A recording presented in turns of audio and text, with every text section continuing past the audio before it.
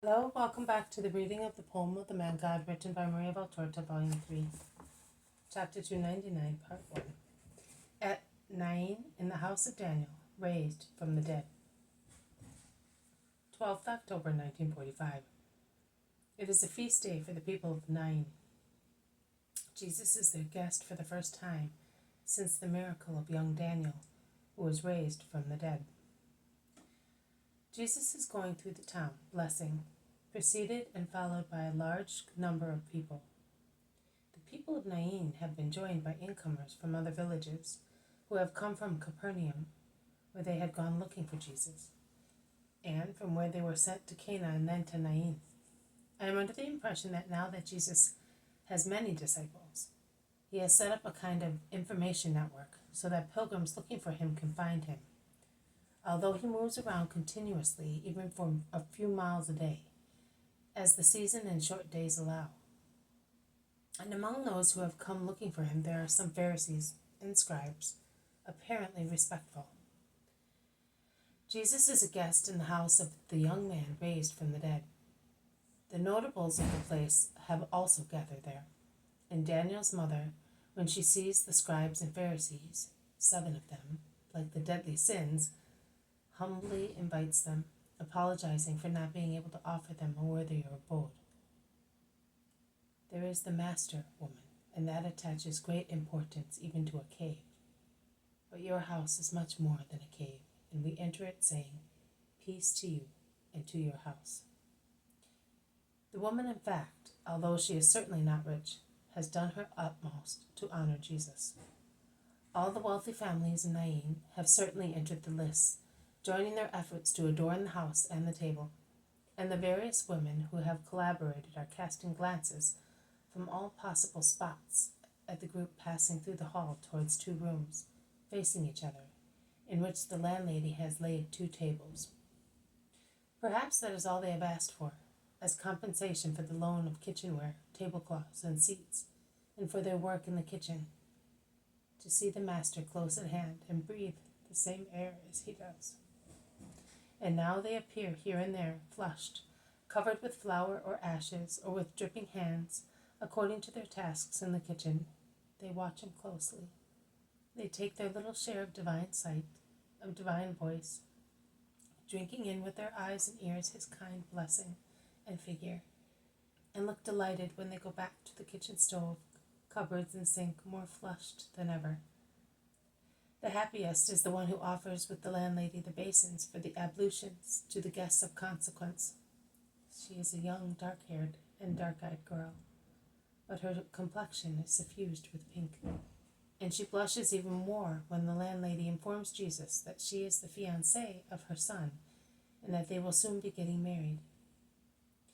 We waited for you, so that the whole house might be sanctified by you. Please bless her as well, that she may be a good wife in this house. Jesus looks at her, and as the little bride bows, he imposes his hands on her head, saying, May the virtues of Sarah, Rebecca, and Rachel flourish again in you, and may you give birth to true children of God, for his glory and the happiness of this house. Jesus and the notables have now completed the purification rite, and they enter the dining room with the young landlord, while the apostles and less influential persons of Nain go into the opposite room, and the banquet begins. From their conversation I gather that, before my vision began, Jesus had preached and cured in Nain. But the Pharisees and scribes pay little attention to that. They instead harass with questions the people of Nain for details of the disease of which Daniel died, of how many hours had elapsed between his death and resurrection, and they ask whether they had completed his embalming, etc., etc. Jesus pays no attention to such investigations, and converses with the revived man, who is very well and is eating with a wonderful appetite. But a Pharisee calls Jesus to ask him whether he is aware of Daniel's disease. I was coming from Endor by mere chance, as I wanted to please Judas of Kerioth, as I had pleased John of Zebedee. I did not even know I would be passing through Nain when I set out on our Passover pilgrimage. replies Jesus. Ah, had you not gone to Endor deliberately? Asks an amazed scribe. No, I had not the least intention of going there at that time. Why did you go there? Why did you go then? I told you, because Judas of Simon wanted to go there. And why that fancy?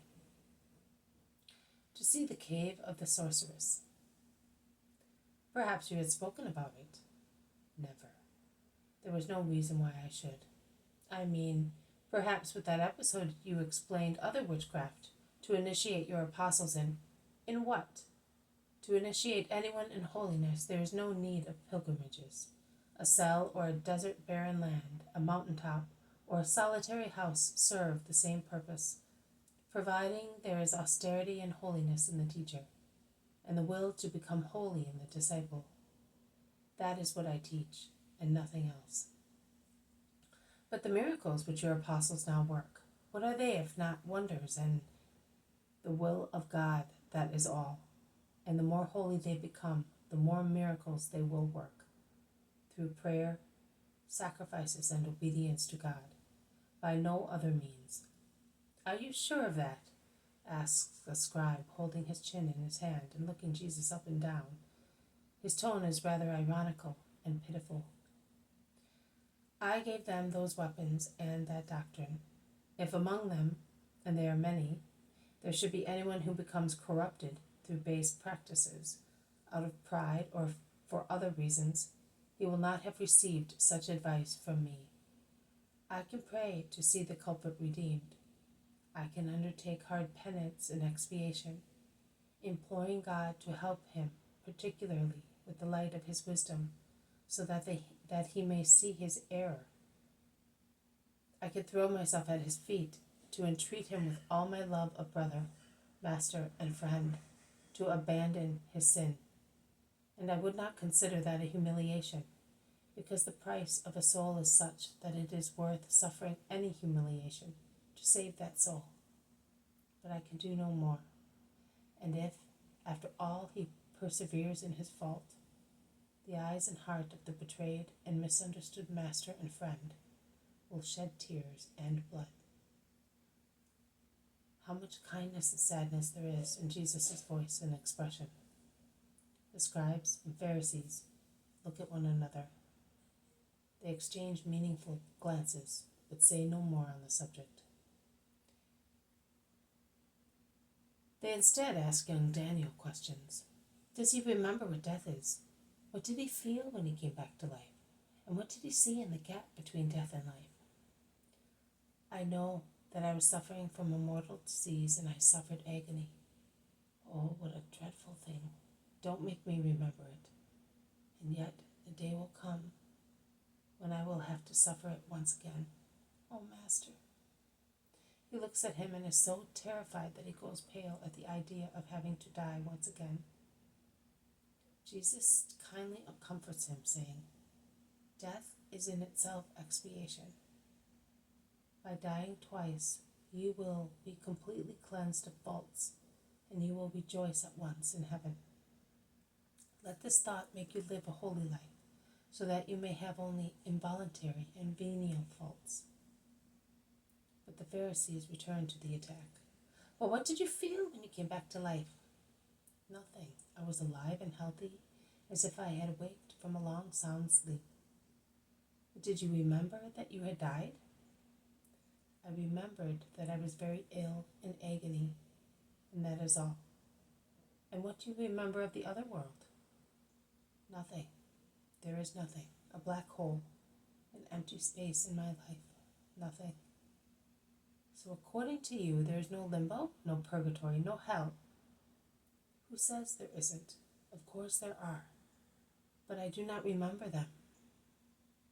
But are you sure that you were dead? The people of Nain lose their temper. Was he dead? What more do you want? When we put him into the coffin, he was about to smell. In any case, without those balms and bandages, even a giant would die. But do you remember that you were dead? I have told you that I don't. The young man is losing his patience, and he adds, But what are you getting at with all these questions? That the whole village was pretending that I was dead, including my mother and my fiancé, who was dying with grief in her bed, including myself, all bandaged and embalmed, while it was not true? What are you saying?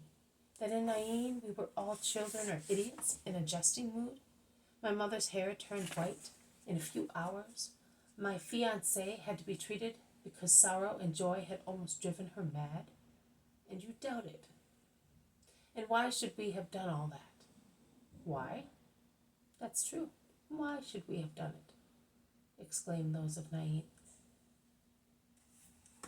This has been a reading from the poem of the Man God, written by Maria Valtorta, Volume 3, Chapter 299, Part 1.